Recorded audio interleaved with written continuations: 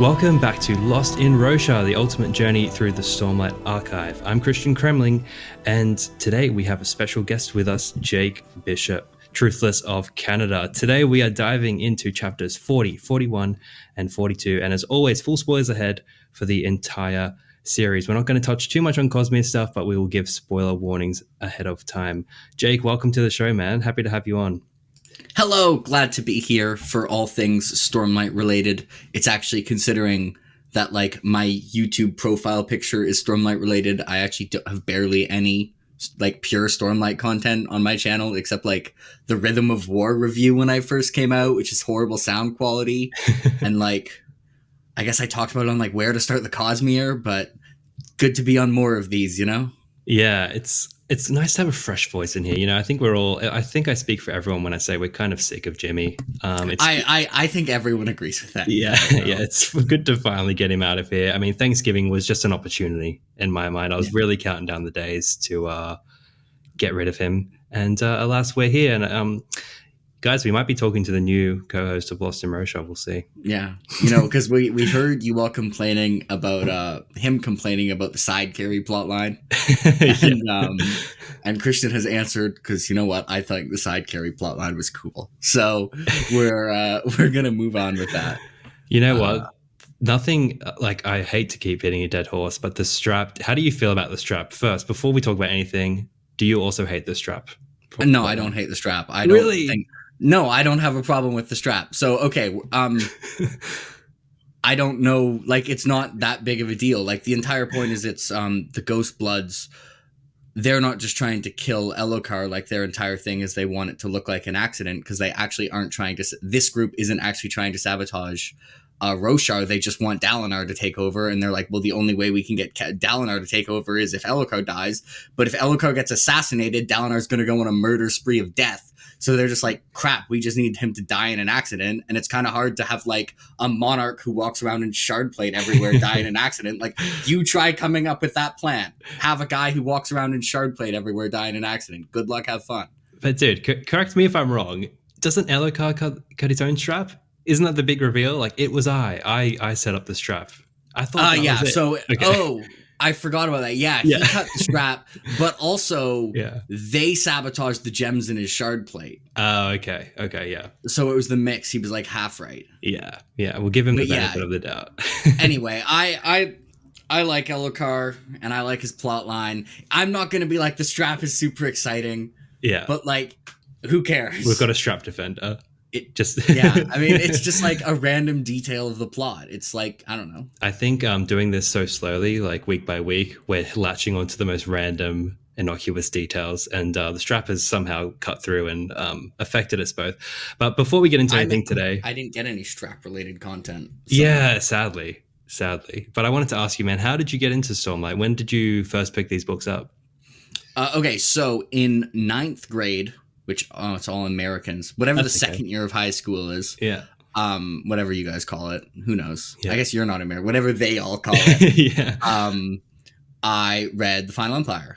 I forget how I read The Final Empire, but I remember reading The Final Empire and going, I would like more of this. At the time, like, I was a somewhat regular reader, but I wasn't attached to like one genre. But then I read The Final Empire and I was like, ooh, that was good. Yeah. And then at some point later, I think I read a couple other things in between it. I read The Way of Kings, and I was like, that was my favorite book I've ever read. And then I read Words of Radiance, and so The Way of Kings was my favorite book for a grand total of like 5 days probably. And then I reread them a lot of times, and then Oathbringer came out, and I read it in 28 hours after it became available on my e-reader. And skipped every class I had that day. Wow. And got 4 hours of sleep. Anyway, a couple more rereads later, Rhythm of War came out. I'd slowed down, though. I was already starting to trend down. Now I'm washed. I'm past my prime, and I'm slow. At this point, I was still pretty fast, but I was still past my prime, so it took 34 hours. Side note, I'd read all the pre-release chapters both times, so not the entire book. And I haven't reread Rhythm of War yet. I'm going to before Stormlight 5. But, then it's kind of been it was my favorite series for a long time. Realm of the Elderlings is now currently my favorite series, but Stormlight is like, it's always knocking at the door because I don't know, like my least favorite book of the four is probably Oathbringer, and I like it more than about 98% of books. So it's like, all right.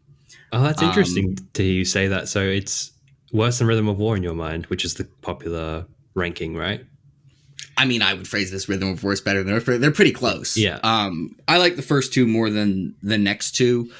I think, I mean, I could make a case for all of them, I think, but Rhythm of War obviously has the worst flashbacks.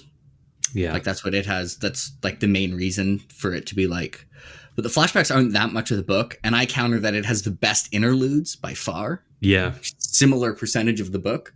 That means, and also Oathbringer is both my least favorite Shallan and Kaladin book.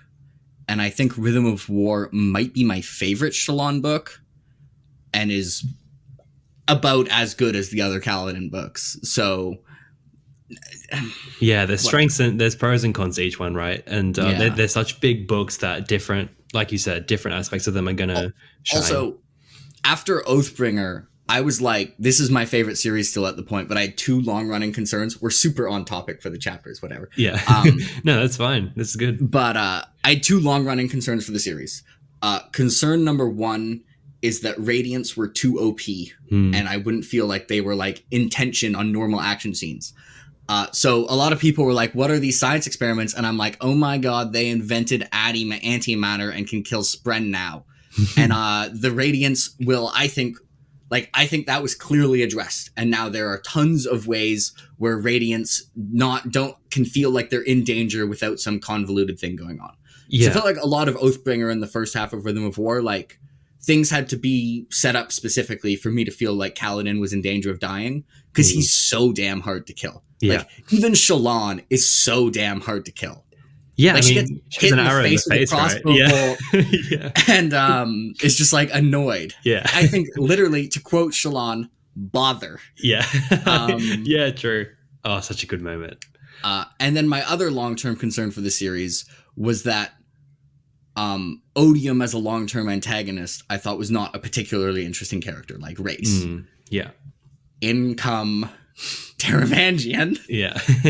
And so I really, not just from reading it, but being done Rhythm of War and being like, hey, these two things that I've been kind of worried about for 3 years, I'm like not worried about them at all. This is great. Yeah.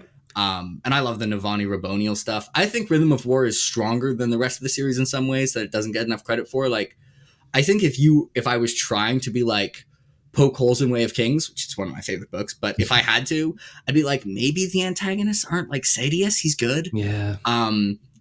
Then you get Rhythm of War, and it's like the three antagonists of Raboniel, Moash, and Taravangian are like all phenomenal in my opinion. And I think especially if you went to like earlier Sanderson work like Elantris, probably if you were to be like, what's his weakest aspect, you might be like writing antagonists. And now suddenly we've got like the third best antagonist of a book is Raboniel. Yeah.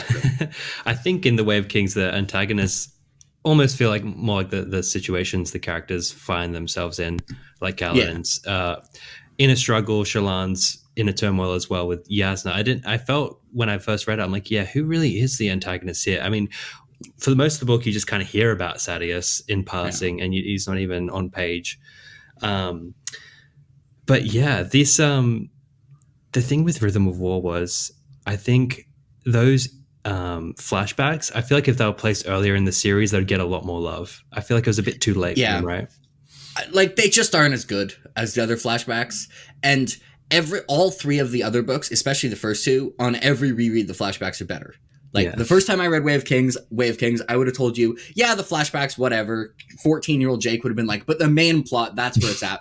And then over time, I'm like, okay, the flashbacks, they are pristine. And now I'm almost at the point where I'm like, wait, are the flashbacks my favorite part of these first two books? What is going on? Like and they already were amazing for book 3. So, and I just don't think that's going to happen with Rhythm of War. Like, I think when I reread Rhythm of War, I'm going to be like, yeah, the flashbacks are still thoroughly okay. We're moving on. Oh, man, I have some love for those flashbacks. I don't know. I think the listener culture just intrigues me so much. I was just happy to be around posh ND POVs. And I was Also, just like, like, enough for me.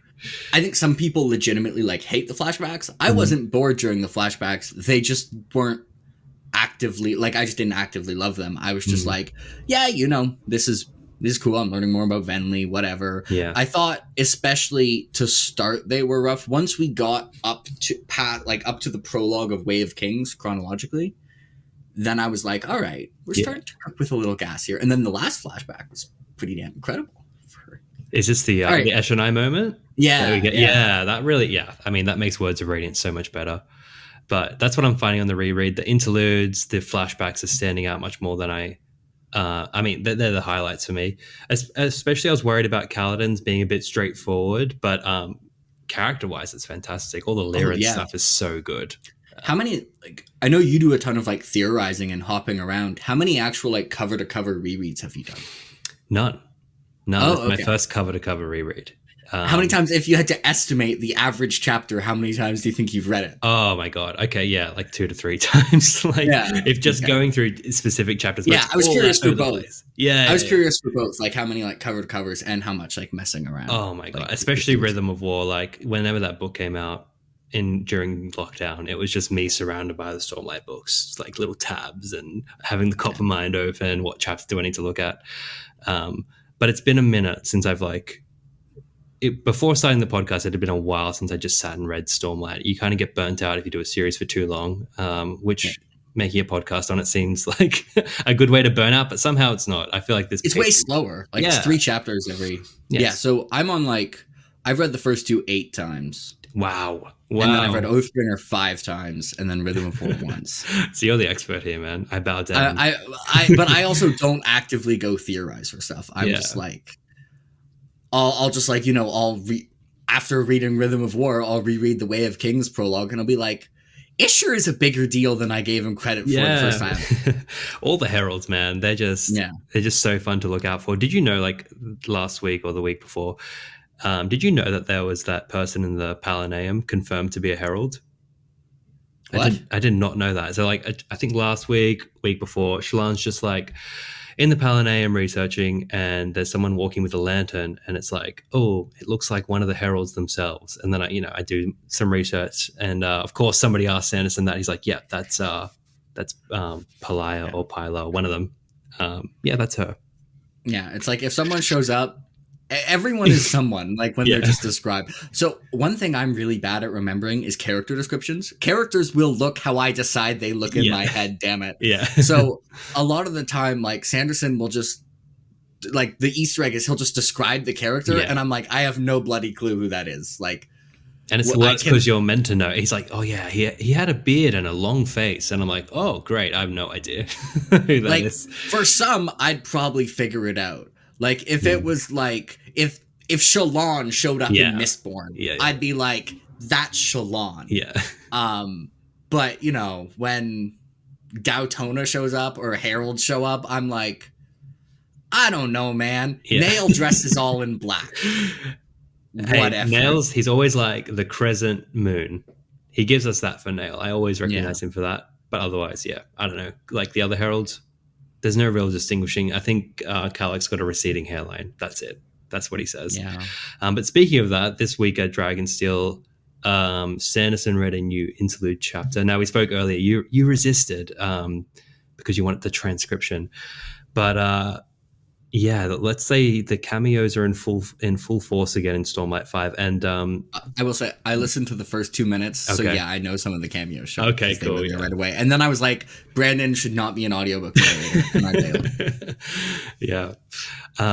So alas, maybe that's something that we can address in the future. I'll have to see how people feel, because everyone's got a different opinion of if they want to read ahead or wait till the book comes out. You said you've always gone ahead, right? Yeah, so every time, and I'm sure it will happen this time as well, I say to myself, I'm going to wait for the book to come out and read it as I go, and then every time I read it as soon as it becomes available. Yeah. I mean, I held off for Rhythm of War. I was like, I want the pure experience. I was on my high horse, right? But those days are gone. As soon as we get anything... I'm reading it. I read the prologue as soon as it was a thing. Oh, God. It's so good. That prologue. It's so... Yeah. Man, he tweeted... We were talking about his tweet the other day about, like... first first prologue? How about second prologue? And I was so certain he was going to do like some sort of second. I mean, it seems stupid in hindsight, but I thought he was going to do a second prologue for book 5. But I think he's just memeing about the start of the Way of Kings, how there's the prelude and the prologue. Yeah. And chapter 1, which is kind of a prologue. Yeah, Sen. Good old Sen. Yeah. Poor kid. But look, I'm going to pull up the chapter summary. See, it's hard. You know, Jimmy did a few things on the podcast. I'm realizing now. I do have to get my summary. Jimmy, we're looking for a producer and just wondering if you're available. We have a vacancy in this position. Look, we do still want you in some capacity, Jimmy. Like, you know, we'll find a spot for you. He can just manage the email account and then, you know, work his way back up. But look, chapter 40, Eyes of Red and Blue. Kaladin leaves the barrack for the first time after his judgment in the High Storm. He's fairly weak, but his wounds are mostly gone. The members of Bridge 4, doing daily bridge training, nearly stumble over one another when they see him. Moash tells him that it's only been 10 days, and Rock says Kaladin must have bones like granite. When the horns blow for a bridge run and Bridge 4, on duty, gathers, Kaladin joins them, helping Loped and Dabbit with water. Later, he watches the battle, thinking about what he did with the side carry, and comes to understand what's the purpose of Bridgemen. To be bait for the Parshendi, because Bridgemen are cheaper than soldiers. I mean, this whole thing of them figuring that out takes way too long. But anyway, later that evening, Bridge 4 gives Rock a razor as a gift for making his stew. And I'm just going to go to my own summary now. And then we get some good Sigzil stuff, which feels timely. And Kaladin kind of sinks back into his dark place in his head and feels unworthy, like... all these Bridgemen are just doomed to their fate. How did you find this chapter, dude? I like almost basically all the chapters of The Way of Kings. Yeah. So I like this one. My favorite of the 3 you gave me is definitely the flashback. Yeah. But this is a Kaladin chapter in The Way of Kings, and therefore it gets a thumbs up from me. One thing I read, and I was like, wait, I actually don't remember what this is. Sigzil mentions like he attempted to murder someone. Yes. We don't know who that is, do we? I don't think so, no, because I highlighted that too, and I was like, this is very, very curious. And then he alludes to Hoid being his master. I was like, wait, he tried to kill Hoid? No, he clarifies that. So I don't know what the trying to kill Hoid is generally unsuccessful. Yeah, it seems like the top challenge in the Cosmere. I mean, theoretically, he's the second oldest living being, so he is the second most experienced at not being killed. Yeah. But I would say probably more people have tried to kill Hoid than Frost. So I think he is the most experienced at making people's attempted murder attempts not successful murders. Do you think, big question, but do you think Hoid will last in the Cosmere, or at some point will we get his final chapter in like 20 years? You mean like in the last, like it's going to end with, or I guess it's going to end with the Space Mistborn. Yeah. Which Hoid is in, like Hoid is... Yeah. Hoid, that's supposed to... So it's like, at the epilogue, will Hoid be alive? Yeah. Never thought about it until now. Yeah. So you're getting the off-the-cuff answer. Yeah. I would say yes. I think he'll live. I think kind of the idea of him as the dude who, like, the world hopper who Sanderson put in all other stories, who he can now put in his own stories in his head, shouldn't end. Like, it kind of... The idea of him, I feel like, shouldn't have a concrete ending, because then it's like, then if Sanderson's reading it, like, wants to imagine him in some other story, does he have to be like, well, chronologically this is pre-Space Mistborn? That's lame. So just thinking about it now, I think he'll live. Yeah, I'm inclined to agree with you. Like you said, the spirit of Hoid is to have this everlasting sort of cameo character. Obviously he's much more than that, but there does need to be obviously a conclusion to his story. I just wonder what that direction would be, because when we talk about Kaladin and Dalinar, we always think of like the tragic death. It's possible, right? But maybe not for Hoid. I think Kaladin's going to live. Yeah, you think so? Well, I mean, eventually he'll die, but I think he's going to live through Stormlight 5. And for a long time, if you'd asked me before Stormlight 4, I would have been like, he's dying. Yeah. No, I think he's going to retire and become a therapist. Yeah, that's and what I think saying. he'll be like the wise mentor in the second half who like drops some fire lines when people are really struggling, you know? Yeah, that's what I was saying last week. That's what I want as well. Dalinar's screwed. Yeah, no, Dalinar's a goner. I'm saying next book Dalinar, is there's no dead. shot. Like Yeah. the problem with Dalinar is there has to be different protagonists for the second half. Mm. And if Dalinar's alive because of who Dalinar is, he's a main character. Yeah. Like secondary character Kaladin is a thing. Secondary character Dalinar is not a thing. He's gonna be like, oh, you're the protagonist? Move aside. I'm the protagonist. How now. about Shard Dalinar? Shard Dalinar? Yeah. That's possible. Mm. Or it's possible he lives and just ends up on a different planet. But I feel like we would have heard about maybe. It's possible he lives and ends up on a different planet. I think he's dying. Yeah, for me, it's just like the whole unity thing. I am unity, unite them. My theory brain goes to like uniting shards or uniting honor or something. Can we get a thing for Mistborn Era 1 spoiler tags here really quickly? Yeah, Mistborn spoilers. Okay, Mistborn Era 1. The banner is presumably up covering the much nicer artwork. Yeah. I just don't think he's going to do the same thing again. Like he did the shard merger. And I mean, like one of the main characters becoming the shard who's the merged version of two different shards. Like obviously there's precedent for that happening, but I would just kind of be like the thing is Sanderson's a lot more creative than me. And that's like the first thing I come up with. Controversial take, Jake. Controversial statements. I'm like, if that's the first thing I came up with, like Sanderson's coming up with something better than that. True. Yeah, it's not like we're going to figure this whole thing out in one podcast episode. Like, but yeah, I'm sure I'll see a bunch of it coming. Like, I'm sure a bunch of it I'll be like I've reread these a lot. But also, so one of my favorite things about the Stormlight Archive, and I started reading it just early on enough for this to be a thing, is not only is there foreshadowing, every single book changes how every single book has read so far. Yeah. Like you read Way of Kings, then you read Words of Radiance, then you read Way of Kings. Way of Cadence now reads differently from both a foreshadowing perspective and you look at characters differently. Like in the section before the big betrayal, you look at the interactions between Sadeas and Dalinar differently, where he's just like obviously going to betray Dalinar, and you kind of like watch him just being like, wait, is this actually working? You see Moash from a totally different perspective and realize, oh, he actually was a dick even in Way of Kings. Screw this guy. A lot of Kaladin's like vehemence towards Light Eyes makes a lot more sense because you know his backstory. That's more just like if you read Way of Kings twice in a row, to be fair. A lot of Shallan stuff and Yasna stuff especially reads differently. Like every single plot line, a bunch of stuff reads differently. Then you go read Oathbringer, and then you reread Way of Kings and Words of Radiance, and they both read differently. Like everyone's into the way they treat Dalinar, and like how Dalinar is like, well, Sadeas used to be a good person but has become a worse person, and now you're like, oh, they both used to be horrible people, and he sees the word relatively, and now he's a better person. So he thinks Sadeas has gotten worse. A bunch of stuff, whatever. Oh, and also just being like, oh yeah, the humans are the Voidbringers. This is foreshadowed like 700 times, whatever. Yeah, like not only the characters, the history, right? The entire concept of Roshar and how everything is operating is always questioned and reframed.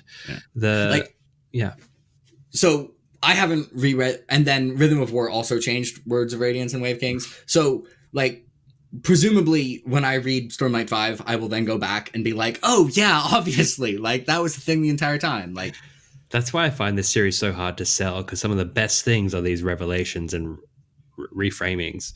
So I'm like, okay, what is it about? It's about this guy, So I'm fine with selling it. What tilts me? When people are just like, Sanderson's not capable of being subtle. Like everything's obvious. I'm like, oh, so what did you think of the crab hive mind that's spying on everyone? Thank you. Did you miss that? Yeah. Interesting. Yeah, there's levels to this game, guys. There's levels, right? And the like, Kremlings are there. He makes the base story is very easy to follow. Sure. Well, there's a lot of names, but it's not. No, it's fine. It like if you're just trying to get the main points, it's not a super challenging series to follow, especially relative to the amount of characters.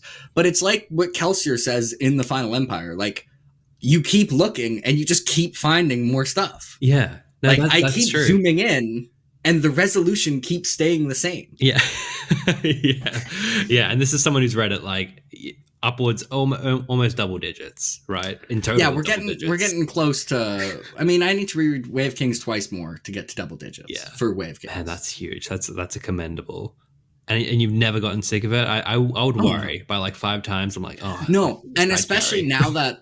now that I read like other stuff and I'll see Mm. people being like, is it really like as high quality as this other stuff? Now every time I go to reread it, I'm like, but what if it doesn't hold up this time? And then like 2 chapters in, I'm like, no, this is sick. That's What the are we thing, talking like, about? when people read, everyone like loves Sanderson, right? They're like, yes, Mistborn, Stormlight, love it. And then they read more widely, and then they kind of grow cold, and they're like, yeah, Sanderson was my way back in, but I found better stuff. And you found Realm of the Elderlings, but it's like a totally different Yeah, so experience. like I can find another thing that I like even more, but it's not because I like Stormlight less now. Yeah, true. It's just there's some other things that I like as much or slightly more. And I think there's like kind of a bias on this on whatever will be the entry point. People will see that effect because like if everyone read Red Rising first, a ton of people would be like, oh, Red Rising is my favorite. I'm going to go back to reading. But Red Rising isn't going to be everyone's favorite, like if they read them in a random order. So then they'd go read other stuff.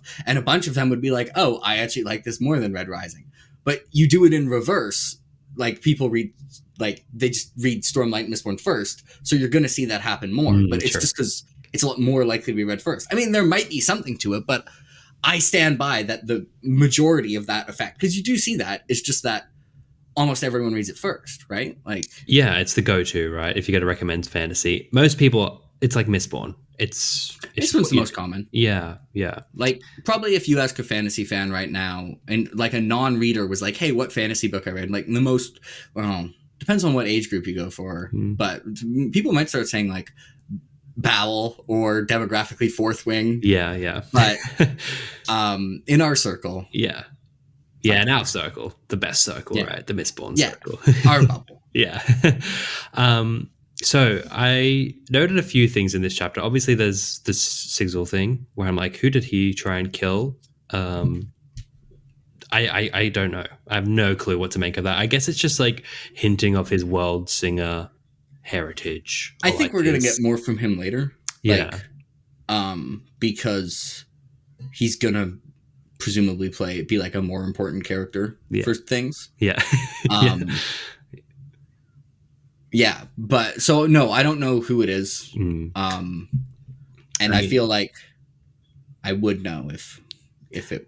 Yeah, I was like, I feel like I would know this, but I'd asked you, and I'm like, if neither of us know, I'll just assume that it's not. Yeah, to be fair, I haven't looked it up. I didn't go to the top of mind for that one, but I was like, you know what? It's probably just going to be answered later, and I'm just going to leave it. That's one thing I have slacked on. I used to keep up on Words of Brandon. Now I'm like, there's too many of them. Yeah, there's so many. Luckily, there's search tools, but it's not like I'm spending my free time going through the Words of Brandon. It's just like when I need something, it's there. This is my crackpot theory for this one. This is what I've noticed. So I'm going to read this quote.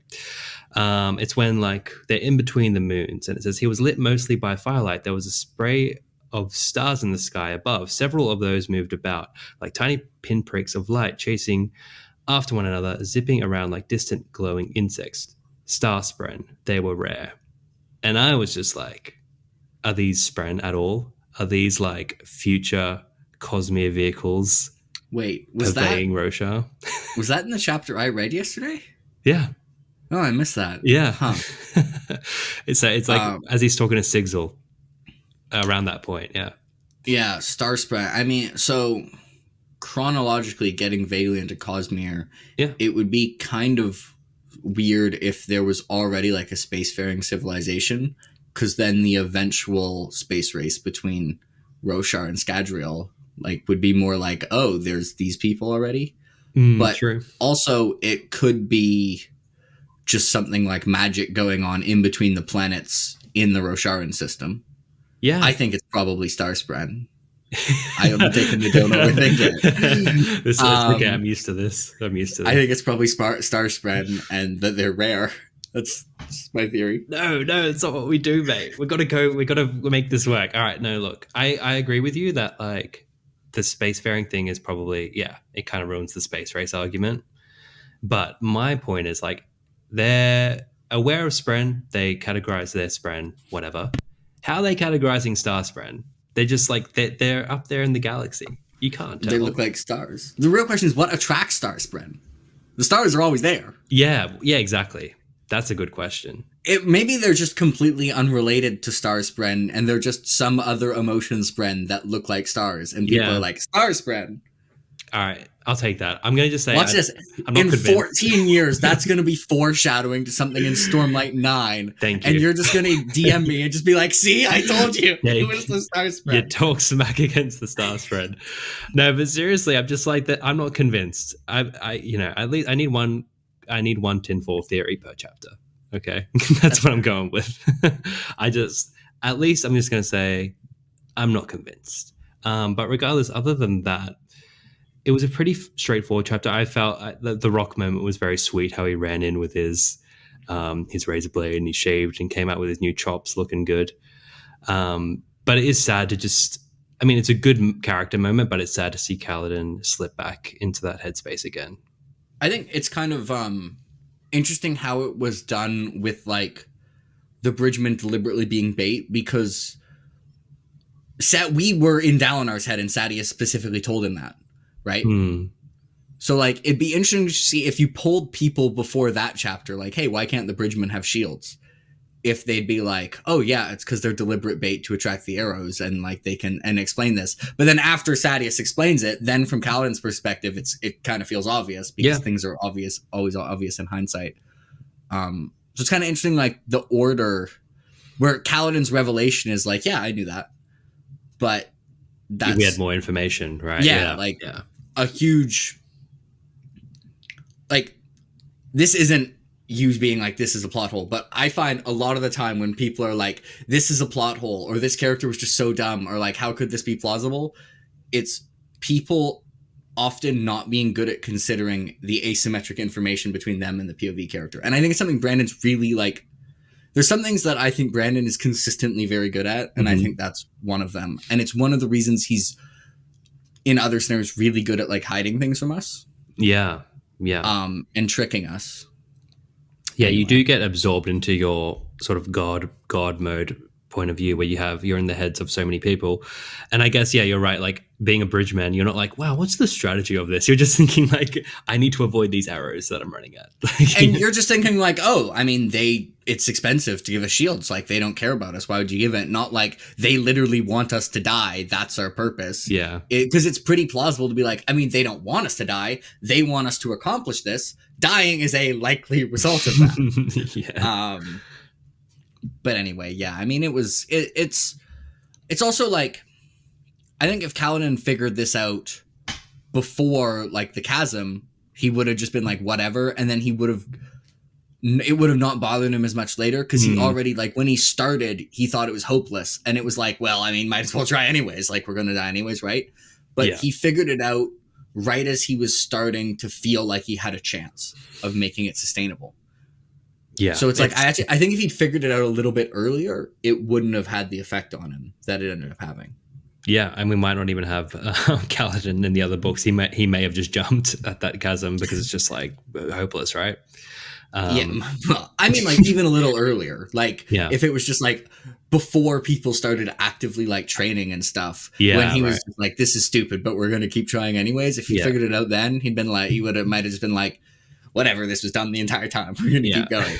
But right as he was like, I think this is doable. Yeah. Then it's like, oh no, it's going to be a lot harder. Yeah. It's the fool's hope, right? Now that I'm speaking about it, it's like the connection into the next chapter, like giving a dying man just like comfort, right? Like Sigzil was saying to him that hope is actually useful. You're a healer, Kaladin. But yeah, we get a nice artwork of the Axe Hound. I don't know about you, man, but like the ecology of Roshar is just such a selling point for me, or what keeps me coming back it's so all the cool. time. Yeah.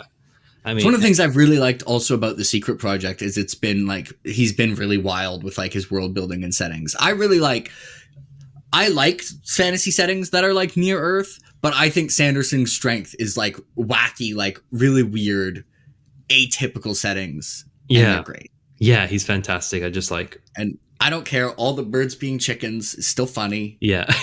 Kaladin not knowing what a rabbit was in Words of Radiance when Hoid's talking to him. It was funny. Yeah.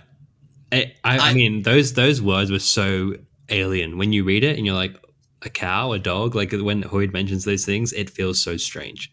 even last week when they were in a carriage, I'm like, why are they in a carriage with horses? This is the wrong book. This does not feel right. Yeah, what's going on? Yeah. But yeah, chapter 41 of Owls and Milp. Bright Lord Roshar and his son Relir were attacked by White Spine. While on hunt, Relir is mortally wounded. Lirin tries to save him, but realizes it is hopeless, so he turns his attention to Roshar, who demands that he go back to helping his son. Lirin refuses, explaining the guidelines of a surgeon and with two patients. If the wounds are equal, treat the youngest first. If the wounds are not equally threatening, treat the worst wound first. The third guideline supersedes the first two. A surgeon must know when someone is beyond their ability to help.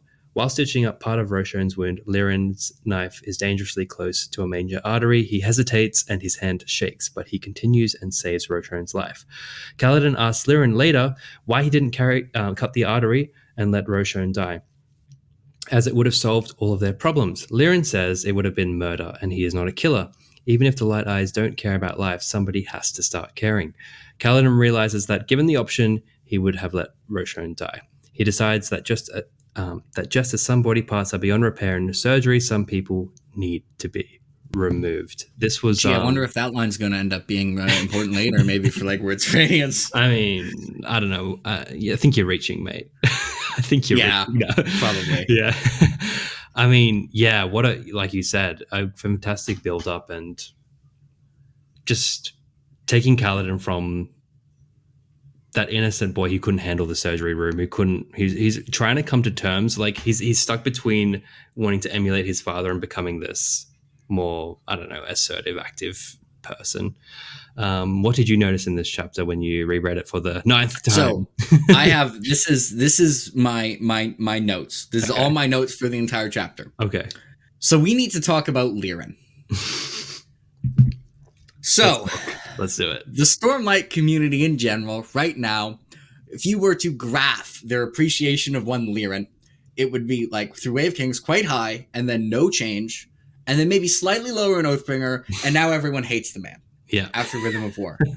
And I'm here to do the impossible to defend one Lirin, whatever Kaladin's last name is. I don't think he has a last name. It's just Lirin. Whatever. Hey, that's a good point. What the hell is his last name? I've never thought about that because Stormblade. He's a commoner. He doesn't get a last name. It's just Kaladin. Wow, okay. It's just Tien. It's just Kaladin. It's just Lirin. If you have a last name, then it becomes hard to make symmetrical or near symmetrical. We're not worrying about it. That's very true. Yeah. The commoners don't get last names. Yeah. All right.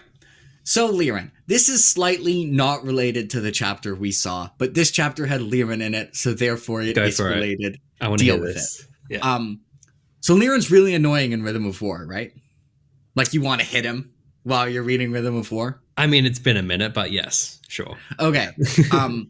So I think many times when people read books, we're in the perspective of characters and they go through a lot of trauma and life-changing difficult situations, and this leads them to have tendencies that we are very forgiving of because we've been through them with all their trauma and pain and we understand them.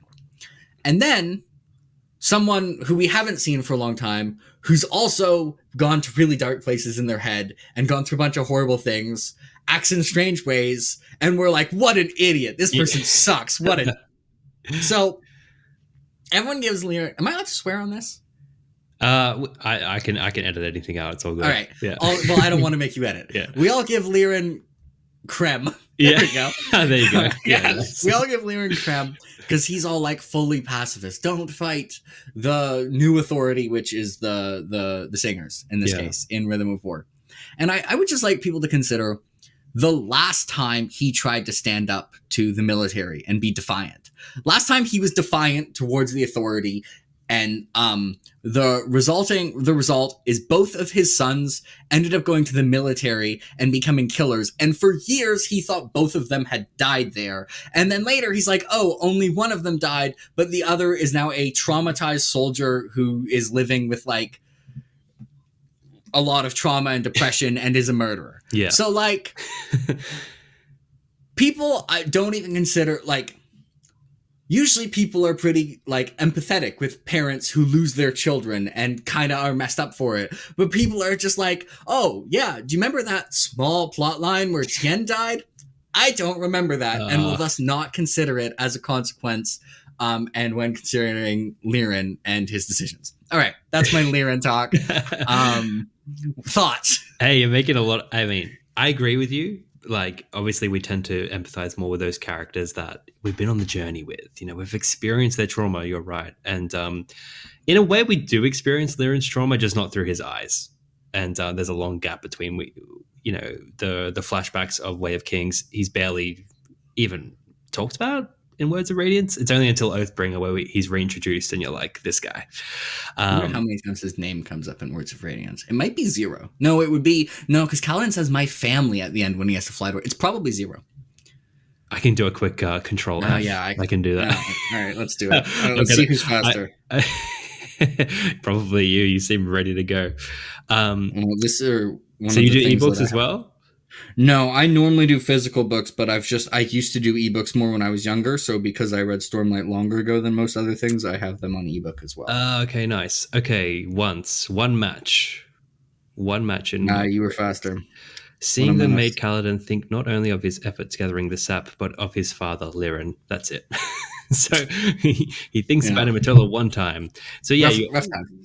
You know, I mean, just not to like, it's a side tangent, but like, I do appreciate fantasy protagonists having a family that we interact with, and that's also having new siblings too. Like it's not the mysterious lost family arc. Hey, yeah, really, Lirin really he broke the odds because like if you look at his character type, he dead before book 1 starts, but he's made it so far. Yeah, have you gone down the rabbit hole of like the Lirin conspiracy theories and stuff like that? At any point? I just know everyone hates him, and I'm like, I mean, he's annoying, but like, give the guy a break. No, like, I agree with you. He does deserve more sympathy. But no, I don't know. What is the rabbit hole of Lirin conspiracy theories? Okay, because I got into this with the whole Son of Tanavast thing. You know how Kaladin's only called that, and then Jimmy was kind of like, you know, he took it as like Son of Tanavast as like Lirin. He's like Lirin's Tanavast. So I don't believe that's to be true. But then I just started looking into Lirin. I'm like, yeah, what is with Kaladin's family? Is there anything there at all? And there are a few people noting that he had said the words of a bondsmith at some point, like earlier on in the series. Have you ever picked that up? I did not. I have not picked that. I mean, I picked up the Child of Tanavast, and everyone else isn't called Child of Tanavast. Yeah. Some people are like Child of Honor, but no one's Child of Tanavast. I have a long time ago, I decided that Sanderson's probably going to be more clever than me, and I gave up trying to figure it out. Yeah. I still have a fool's hope. I'm still trying. I mean, you might be. I'm not super good at coming up with theories. That's kind of your realm. Yeah. What do you think? What's going on with the Child of Tanavast thing? I mean, I'm trying to put together a video on that.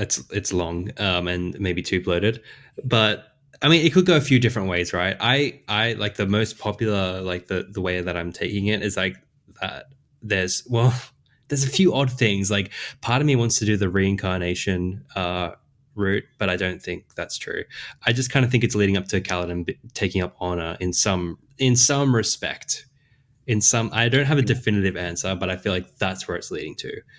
I just find it curious, all of his interactions with the Stormfather, like why Kaladin? They just feel like there's more to it. And Syl as well. I mean, there's more to it. No, it's probably just a throwaway that Sanderson didn't think of, you know? No, there's no way. There's no way. No. Yeah. No, there's more to it. Yeah. Unlike the Starspren, yeah. There's definitely something there. Hey, Jimmy, you're welcome back anytime. Ouch. No.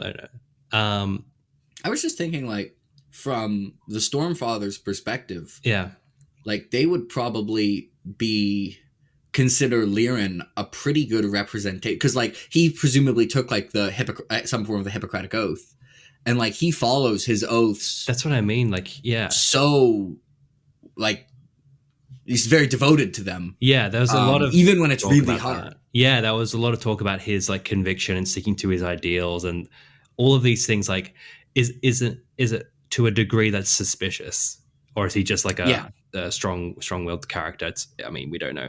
But there's also this. I mean, then there's the mystery of Kaladin's mum's family, who gets mentioned like very briefly. Like they'll be like, "Oh, remember when we met my parents? Man, that was a doozy." And then I got a comment or an email recently that said, I think Hesina is Hesse, who writes about the Unmade. And I was like, ooh, I need to look into I that. literally swear I just saw that comment Oh, on did the you? last Yeah. Rock to Yeah. Roshar when I was like, yeah, I'm pretty sure that was a comment on the Yeah. last episode of Lost from Roshar. Never heard that before. It's not much, but it got me Yeah, thinking. it Like, could be. I know there's this whole like, don't look like Kaladin is not a chosen one. He's nothing special or whatever. But I just feel like there is some mystery or some piece of the puzzle that we're all missing that Yeah, I mean, needs to be addressed. if we're going the Kaladin's not a chosen one route, and it's not like has nothing to do with bloodlines, because I think Brandon said he doesn't like the hidden bloodline thing. Like, you're actually connected to this guy through bloodlines. I mean, the keep it simple, stupid answer would be that it's just that they see Lirin as a good representative of the concept of honor, and he raised Kaladin, and now Kaladin they also see as a good representative of the concept. But it's going to be more creative than that, probably. Yeah, like that's the thing. Like, is there like some sort of honor, like top 10? Yeah. Do they have a leaderboard? Yeah, they have a leaderboard, like, and this kid is really killing like it. they're actually like Zeth is killing it here with following his oaths. Yeah, yeah. They're we need to kinda introduce the Oathstones, Roshar wide.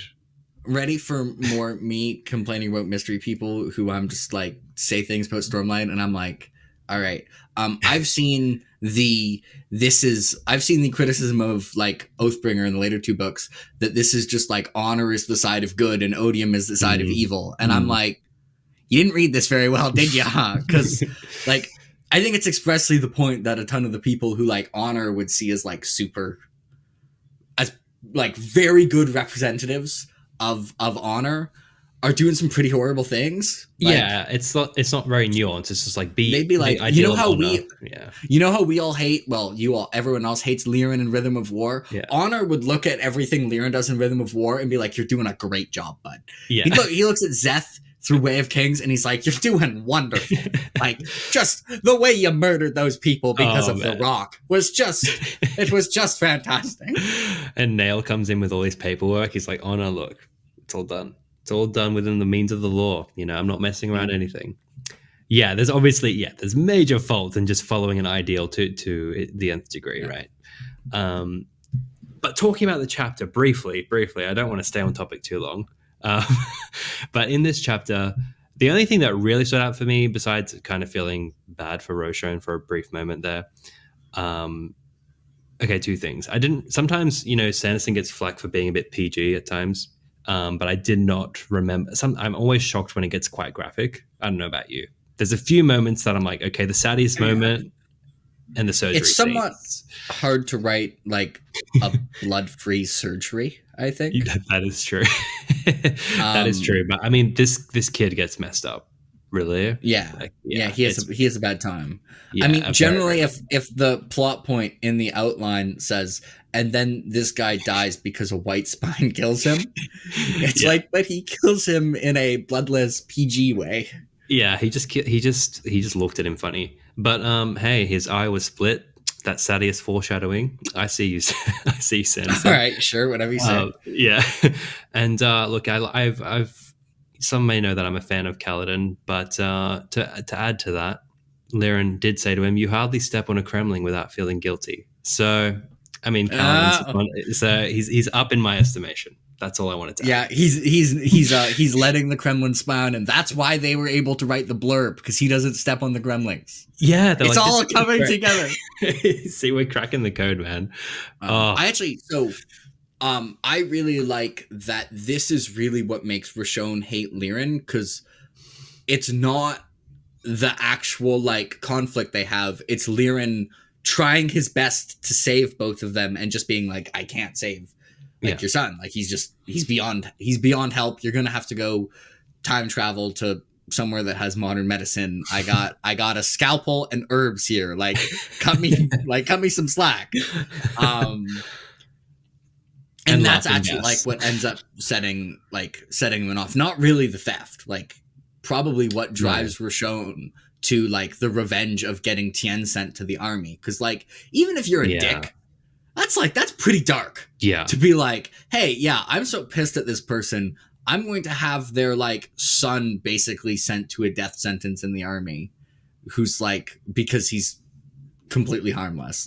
But it's literally, this is what caused that. Yeah, and it it's was just like that a son. He didn't even do anything wrong. Like, yeah, I know. Lirin's had a hard time. he's had a rough time, you know.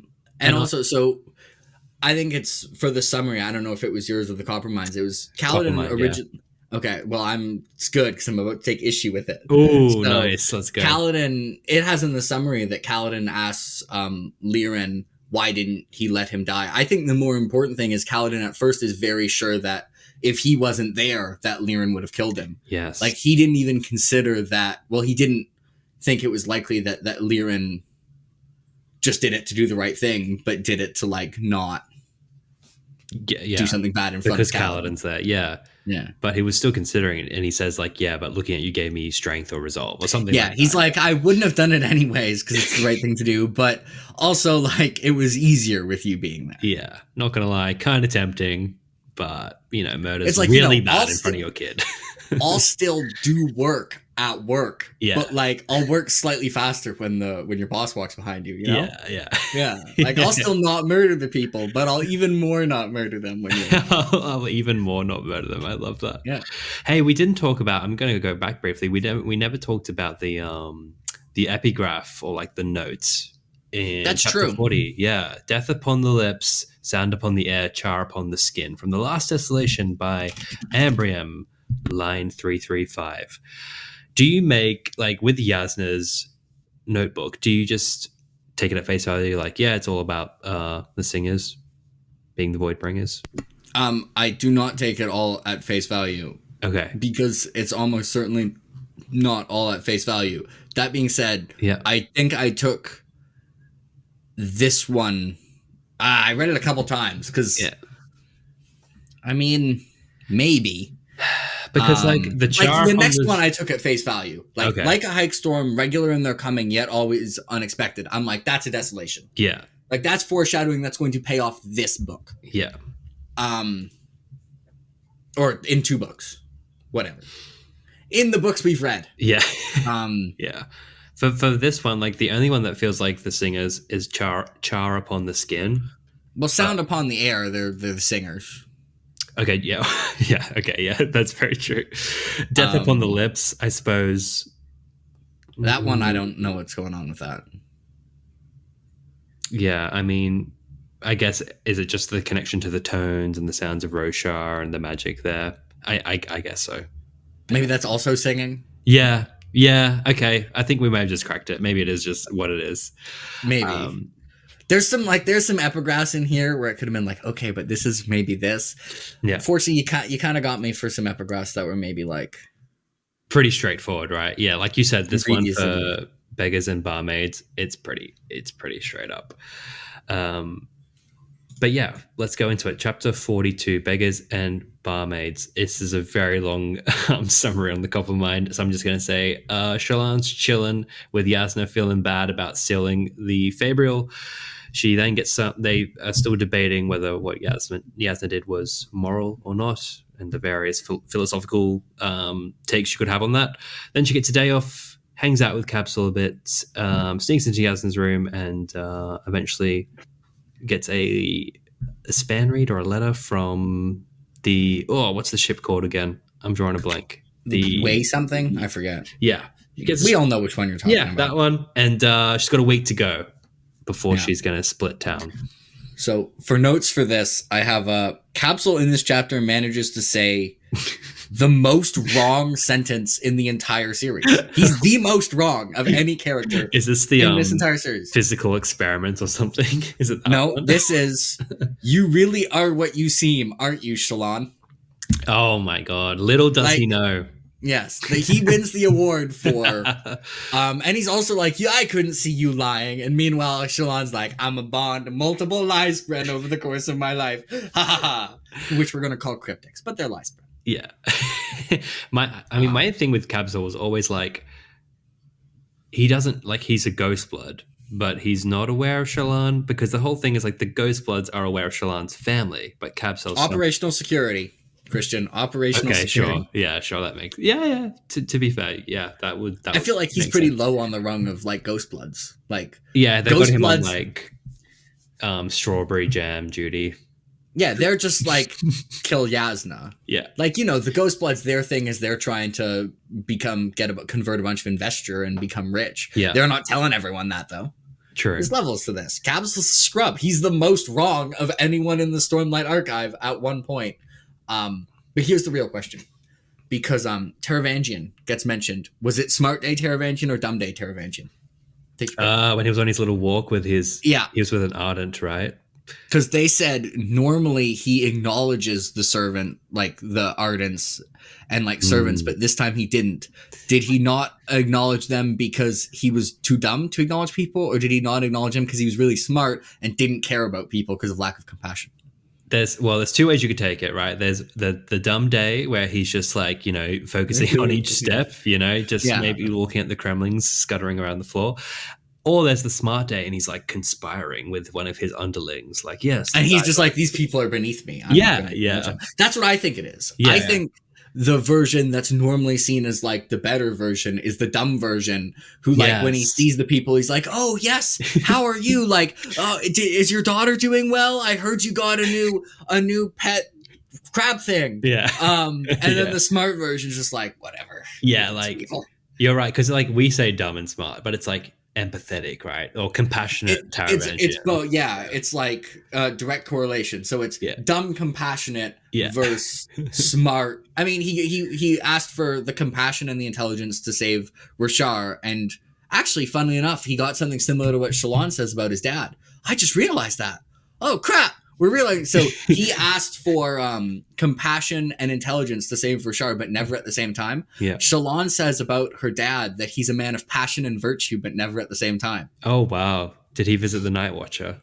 Ooh, there we go. Or is it just? Or no, nothing is literary nuance. It's all a theory. I'm going to shut down any writing creds for Sanderson. No. But you have theory crafting. You have like he's an interdimensional genius with a brain like a supercomputer, and every line is deliberate. Yeah. But also, nothing is deliberate. Nothing is metaphorical. Yeah. Don't analyze the character arc or anything like that. Yeah. No, I try. I just have too much fun. I cannot help myself. Oh, it's fun to be like. But I just like I never realized that's kind of there. Yeah, twice. no, that's a good pickup you've noticed there. Did you notice the other foreshadowing, the seeds being planted for an epic rivalry in the next book? Did you see that with Shallan and a certain side character? Wait, which one? Sorry. An epic rivalry that's been set up here. Okay. Oh, stick! Yes, I did notice that she was trying to soulcast the stick. Yes, the stick had not changed. In fact, as I was reading that, I was like, "Wait, the I'm a Stick chapter is in Words of Radiance, right? Like, it's not here yet." I just love it. The just the sticks are not budging. Respecting the sticks are stubborn. Yeah, they're expert level soulcasting. Yeah, imagine if the "What are you" was the stick talking to Shallan and not like a cryptic. That would be great. And it is a cryptic, is right? a word you could use to. It was a cryptic, yeah. Yeah. Okay. I was like, so it was. Something. So here's the question: she looks up at the ceiling and sees the design like carved into the ceiling. That actually was carved into the ceiling and wasn't patterned, right? Let's read that. Let me find that bit. It's possible that it was actually just pattern chilling on the ceiling, and she was just like, "Oh, cool carving." That would be fantastic. Like that would be something cool if you're adapting this, right? You could take some liberties with that and make it pattern. That's a fantastic point. I'm going to say it is pattern just because that's more fun. I think it's probably not, but let's say it is. I'm just the yes man on this show. I'm just always going to say yes. You're the theory's yes man. Yeah.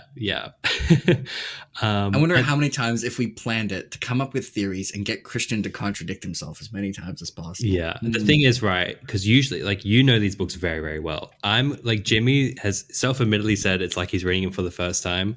So he trusts me a lot more, and he's always going to say yes, that I'm right. And I just keep going. It's actually, it's nice to be shut down every now and then. I'm kind of a theory skeptic. Like, when people have theories, I'm almost always like, but wait, what about this? Yeah. I'm kind of ruining the fun of good, theories though, because you make me work for it. I have to keep. I'm like someone will be like, I had a theory for like a Dresden thing, and I was like, wait, but this character has this knowledge, and it'd be really weird if they would know about this, and it'd be really weird if they didn't say it. Yeah. And it's just like, oh yeah, never mind. Theories need to go through Jake before they're published. That's what we got to do. That's why I don't have that many theories. But also, this is really the number one criteria for a theory. Because would it actually make a better story than the standard one? Yeah. Which I feel like these are cool. Like, it's cool if that's pattern. So that passes the this would be cool test. Yes, I agree. It's just I don't think pattern shows up anytime in between here and when he's expressly seen in Words of Radiance. So it would be kind of weird. How are you with the timeline of her previous spren? That's something I always have to remind myself with. Like, what's the deal with that? Yeah, I mean, her previous spren is dead at this point. But, like, I realized last time when I read Wave Kings after Rhythm of War, she draws two cryptics later. Yeah. And I was like, oh, yeah, she's drawing pattern and her dead spren. Yeah. And that's the What if it's like... Because like she pattern is around at that point actually because she draws him. Yeah. So he's there somewhere. So maybe it is pattern in the ceiling. Yeah. I'm giving you this one. I'm approving it. It's pattern in the ceiling. You give yourself this one. This was your call. Nice. Okay, all right. I'm giving me this one. Yeah, there you go. I was gonna, but so she can presumably she thinks about it. She can summon her. I'm forgetting the name, but her previous spren as a shard blade. Right? Is that still possible? Is that just like a Deadeye situation? Yeah, it's like it's a Deadeye but no 10-second thing because she was the one originally bonded to it. But presumably, like if someone were to murder her in Way of Kings, that shard blade would appear on the ground, and it would be a normal shard blade, and so they would never know that it was a radiant thing. It would just be a shard blade, and they would have to wait 10 heartbeats. Because you're saying she doesn't have to, but then like when she thinks about it, she goes her secret hidden 10 heartbeats away. Yeah, so she isn't willing to accept that it's different. Then you get in Words of Radiance, she's waiting for 10 heartbeat. It's a nocebo effect, 10 heartbeats. Yeah. Gotcha. The self-imposed. Gotcha. I mean, a bunch of things going on with Shallan are self-imposed barriers she's put up in her own mind. Yeah. Oh, tell me about it. Right. By the way, that was the one Rhythm of War. Like, there's so many spots where it's obvious that, like, she killed her first spren in the first two books on reread. Yeah. I'm like, so I predicted it while reading Rhythm of War. Yeah. I was like, oh, she had another spren and killed it. But I don't know how I don't know how Sanderson hit it the first 7 times I read Wave Kings, 6 times I read Wave Kings before Rhythm and Words of Radiance before it came out, and 5 times I read Oathbringer. Whatever. When you say because like in my original, for whatever reason, if I'm right, I'm pretty sure I'm right. My original copy doesn't have the drawing of the 2 cryptics. I don't get that in my. I think without. Oh no, not the literal drawing. The scene where she's drawing Taravangian. Oh, I see. Accidentally draws the 2 cryptics. I think it is included in the leatherbound though. I'd have to check. I know the leatherbound has a couple like sketch art ones that aren't in the hardcovers because on my last reread of Wave Kings, I read the leatherbound. Yeah. Oh, nice. And every once in a while I'd get to one, I'd be like, I've never seen that before. And I'd run to my hardcover and open it and be like, yep, that's a new one. So, nice. You've read the Wave Kings too many times and you're like, that's not normally in here. I wanted to ask you about, so we know, look, no huge cosmic spoilers, but very light if you want to skip this bit. But we know that the Ghostbloods are from Scadrial, basically. That's where they're starting off. Yeah. And we have this moment where Shallan runs into Kabsal. It says, Shallan calmed herself, then glanced back at Yasna's open quarters. She really should investigate more. She turned to Kabsal, meaning to tell him no, but his eyes were so inviting. That hint of a smile on his face, like good-natured and relaxed posture. Okay, now this is a reach. Are you about to say that he soothed her? Yeah, yes. How did he become a soother, Christian? That's exactly what I'm saying. Come on, Jake. Follow me down the road. So that means he's a world hopper. Yes. He's got a weird accent. He's got a weird accent. That means he's a world hopper. All right. I won't put you through it. I won't put you through it. He does have a strange accent, though. And he's part of the Ghostbloods. Potential soothing happening here. I mean, the weird accent. Are you charmed by him? I'm not that charmed. You know? You know what? The weird accent. All right. I will acknowledge the possibility that he's a world hopper. Yes. But then So this is maybe getting too convoluted with my skepticism. Okay. But the entire thing we had earlier was that he's low on the totem pole and doesn't know that much information. But maybe it's just like the information is localized. So like he knows world hoppy stuff for information. But if he's high enough on the totem pole to come from Scadrial and be in on the whole world hopping thing, then we're going to be like, but also he doesn't know that Shallan's father was a Ghostblood. He's also got no hair. Is that suspicious in the cosplay? I'm really trying now. Maybe not. No, I mean, not really. Yeah. Well, that means he was all the Steel Inquisitors are involved. He was clearly his hemorrhagic spikes. I need to put him through a metal detector. That's all I'm saying. And then we can settle this debate. You're a little late for that. Yeah, he is. I'm trying to think what else was in this chapter. There was a couple of things. He does talk about the Ghostbloods. I'm assuming that's who he's talking about. I don't know if he's talking about the Ardentia, but he says, my superiors thought it was a terrible idea.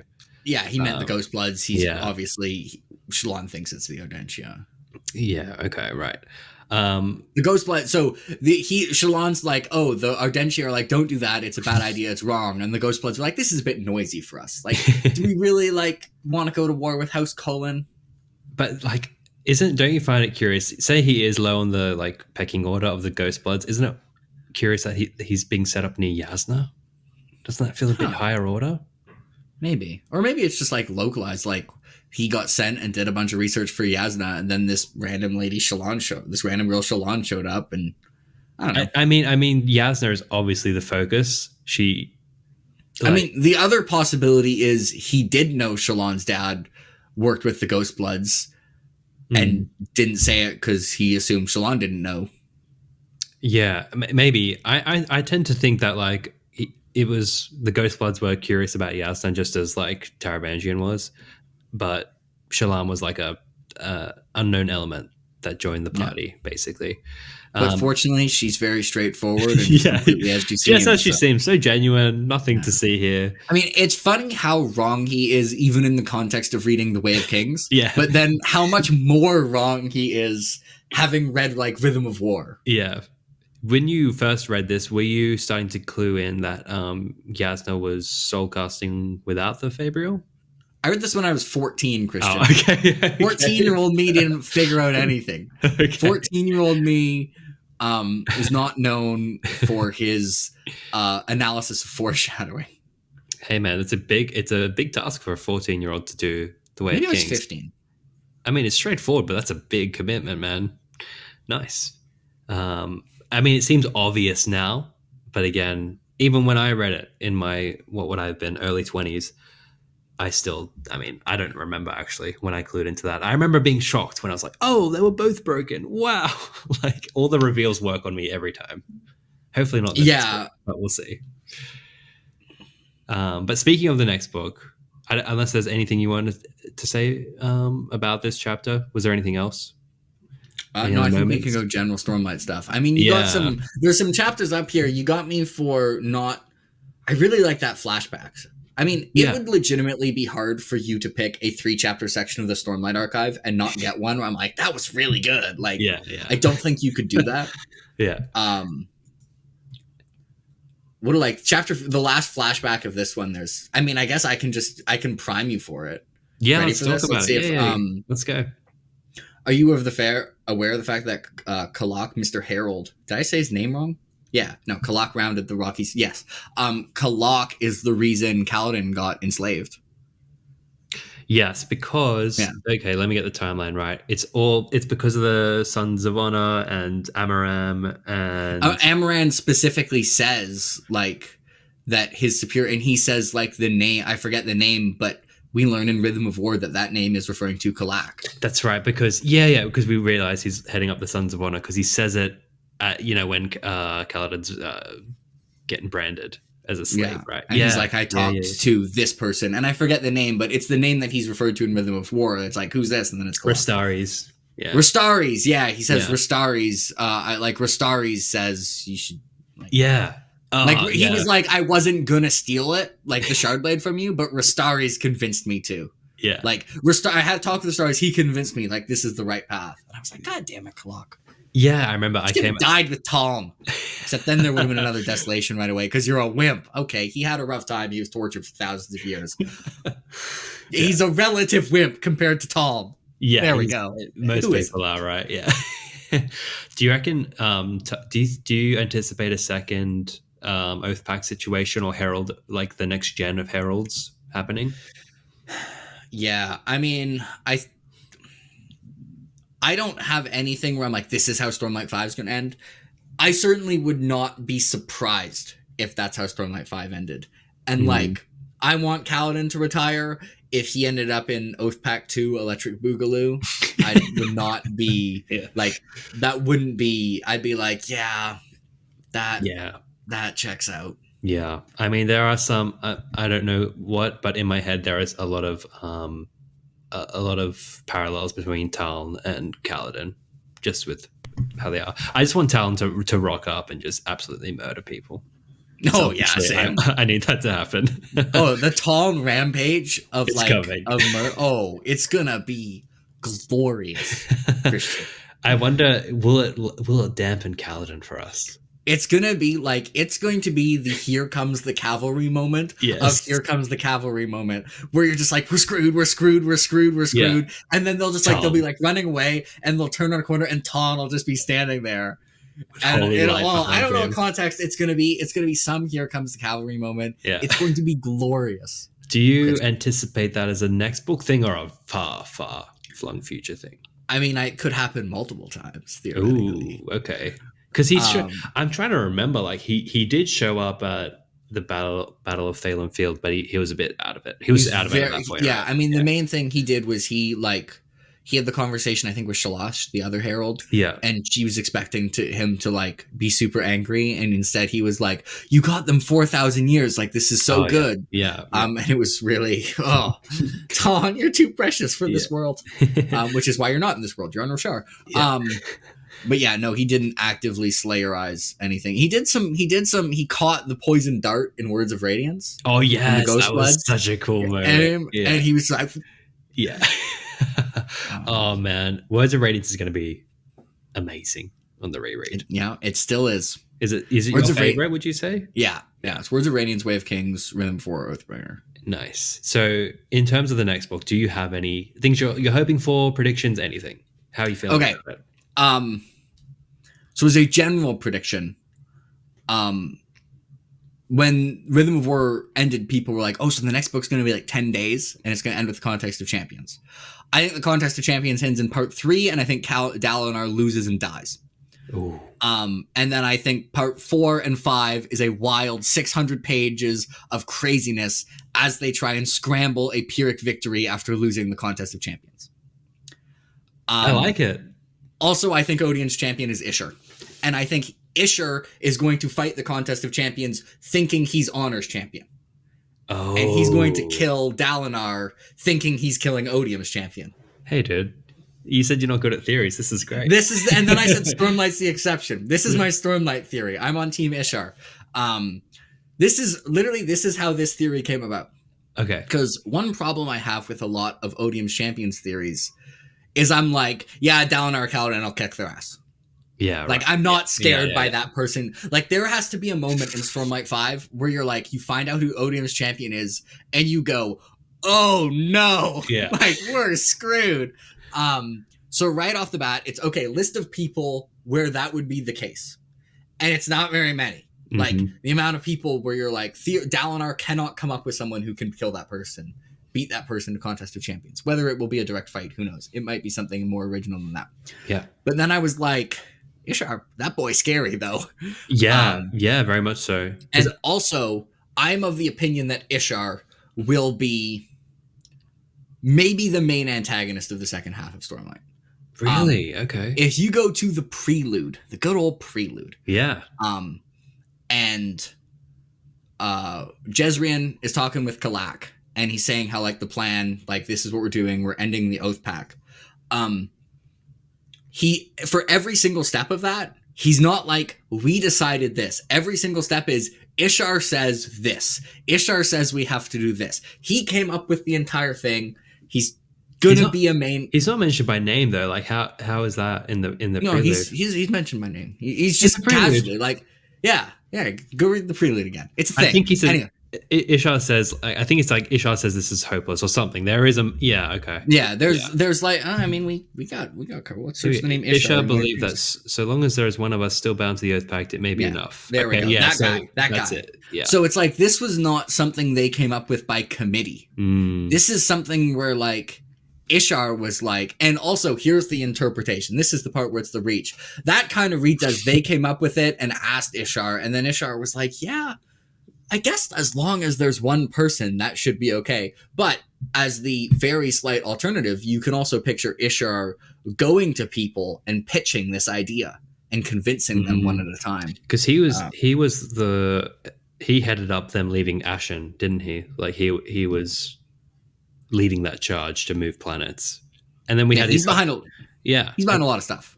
And then he was bringing the Spren in at the end of Rhythm of War, like doing these weird experiments. And apparently everything going on in Shinovar, this weird situation, or wherever they are, there's a weird situation elsewhere in Roshar that he's... Yeah.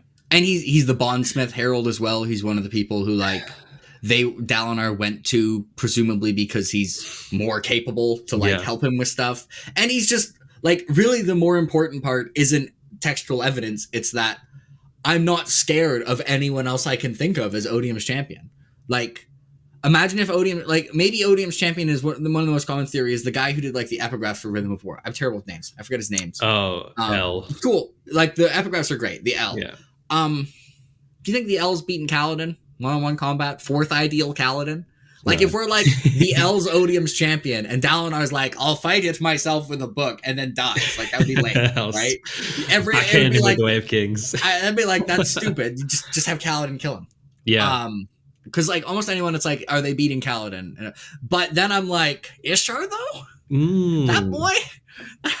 We might have a problem. And also, Ishar could be like, because he's a bondsmith, it could very easily be in a way where it's like Dalinar, the bondsmith, has to fight the bondsmith to counter the bondsmith powers. Very true. So then there's a reason for Dalinar to fight the contest of champions instead of just being like, hey, Kaladin, can I like tap you in here, bud, with your You've talked about your feelings enough. Time to kill somebody. Like, you can talk about your feelings later. All you have to do is kill that guy. Because I've always gone down the baby champion theory. I've loved that theory, but I don't think Sanderson's going to do it. I just don't think it's his style. So the Ishar thing has me excited. So the baby champion has some things in its favor, right? Things in its favor. It would be very on brand for Journey, like thematically for the series, if Dalinar refuses to kill a child to, like, save the world, basically. If it's like the way we win, if the way we win matters more than the result, then killing a child to win the war is bad. Yeah. So it's got that. It's got the chapter epigraph in its favor. Yeah.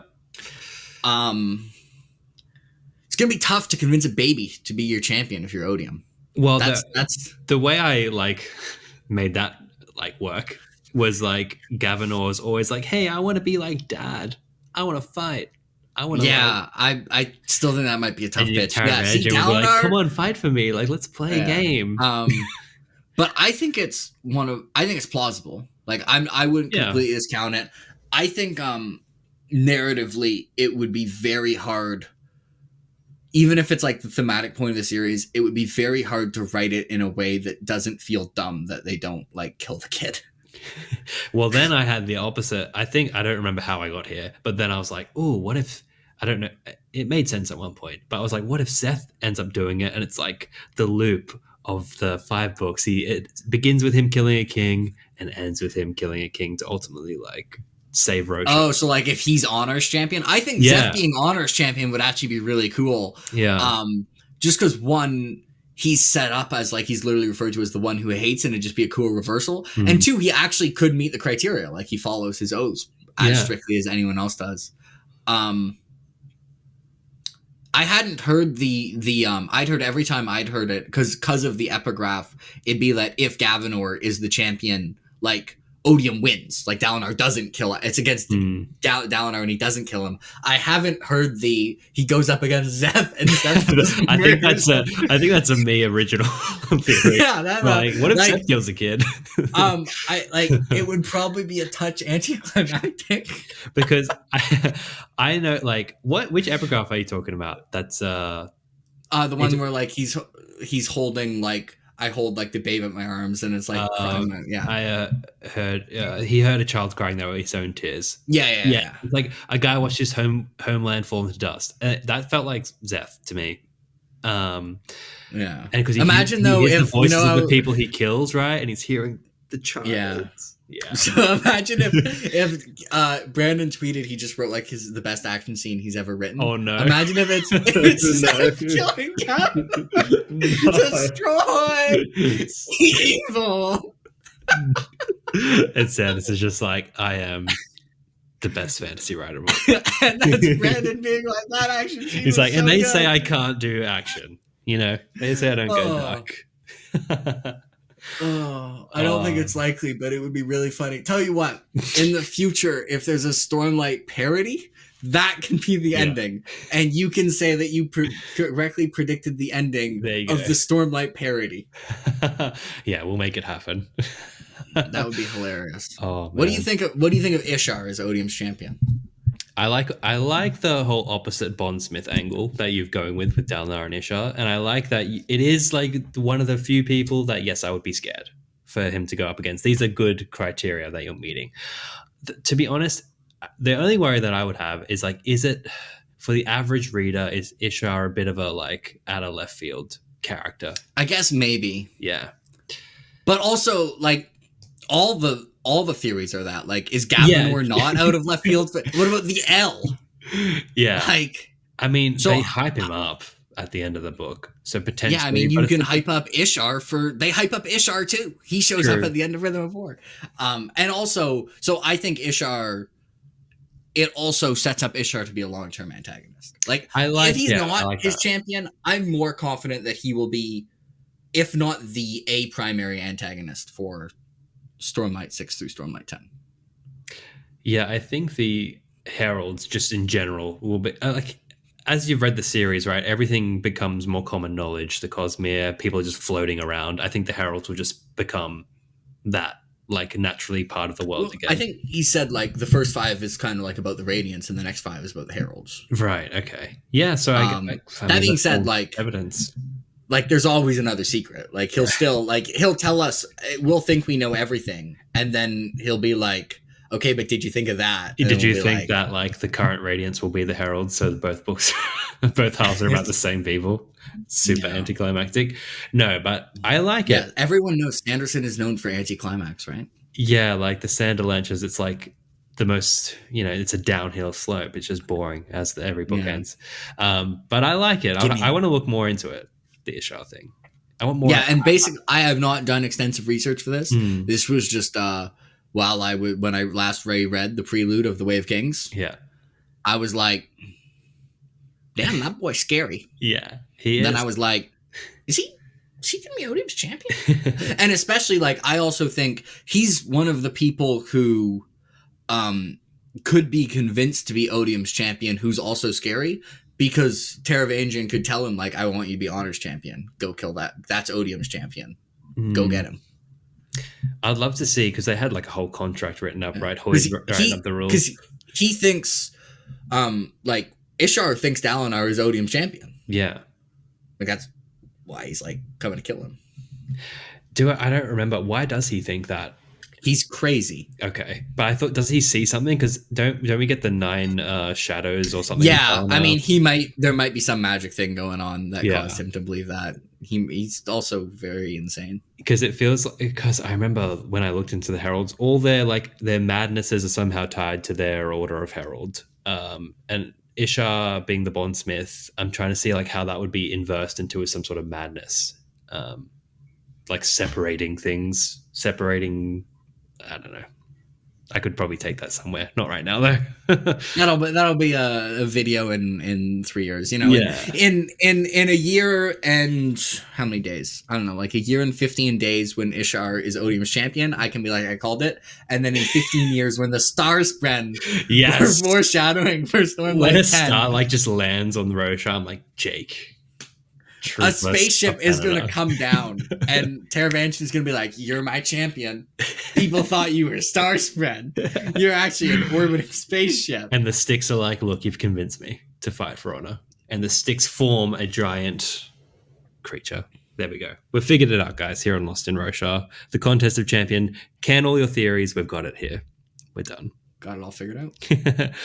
But thanks so much for coming on, man. It was a blast to have you on, and to finally have someone who knows about Stormlight. A nice change. Jimmy, you will still be here as the producer. Don't worry. Yeah, for sure. We'll have him sorting through the span reads in the back room. But thanks, Jake. Thank you for coming on. And as always, guys, thank you for accompanying us on this episode of Lost in Roshar. Remember, the most important chapter a man can read is the next one. We'll see you next week to dive into chapters 43 to 45. And if you enjoyed this episode of the podcast, be sure to leave us a review on whichever platform you listen on. If you have feedback, questions, or theories, span read us at lostinroshar@gmail.com. And we'll see you next time on Lost in Roshar.